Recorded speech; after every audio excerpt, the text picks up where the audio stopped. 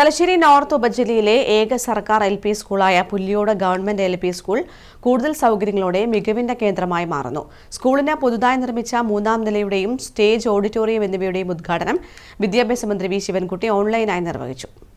തലശ്ശേരി മണ്ഡലം വിദ്യാഭ്യാസ കാര്യങ്ങളിൽ വലിയ മുന്തിയ പരിഗണനയാണ് കൊടുത്തുകൊണ്ടിരിക്കുന്നത്.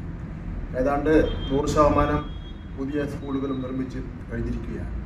എന്ന് മാത്രമല്ല, കുട്ടികളുടെ അക്കാഡമിക് കാര്യങ്ങൾ മെച്ചപ്പെടുത്തുന്നതിന് വേണ്ടി ജനങ്ങളോടൊപ്പം ജനകീയ കതിരൂർ എന്ന ഒരു പദ്ധതി തന്നെ നടപ്പിലാക്കിക്കൊണ്ടിരിക്കുകയാണ്.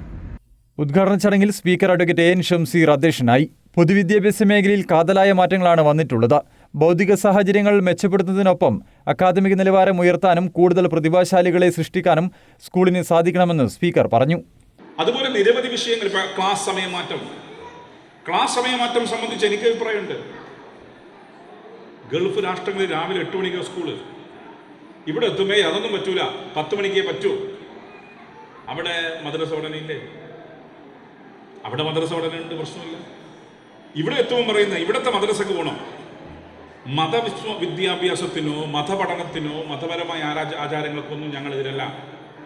പക്ഷെ നമ്മൾ കാണേണ്ടത് കാലത്തിന്റെ മാറ്റത്തിനനുസരിച്ച് നമ്മൾ മാറണം. 10 മണി മുതൽ 4 മണി വരെ തിയറി മാറ്റണം. പകരം 8 മണിക്ക് രാവിലെ ഉറങ്ങിയിരിക്കുന്ന കുട്ടി നല്ല ഫ്രഷ് മൂഡിൽ പഠിക്കാൻ പോകുന്നു. ഒരു 1 മണിക്ക് മുമ്പായി അവൻ്റെ ക്ലാസ് അവസാനിക്കുന്നു. ഉച്ചയ്ക്ക് ശേഷം ഭക്ഷണം കഴിച്ച് കളിക്കാൻ വിട്. അന്നേരം മതപഠനം നടത്തട്ടെ, മദ്രസയിൽ പോയിക്കോട്ടെ. അല്ലാതെ 10 മണി മാത്രമേ പറ്റൂ എന്ന രീതിയിലേക്ക് വാശി പിടിക്കുന്ന രീതിയെക്കുറിച്ച് മതപണ്ഡിതന്മാരും പുനർവിചിന്തനത്തിന് വിധേയമാവണമെന്ന് അഭിപ്രായമാണുള്ളത്.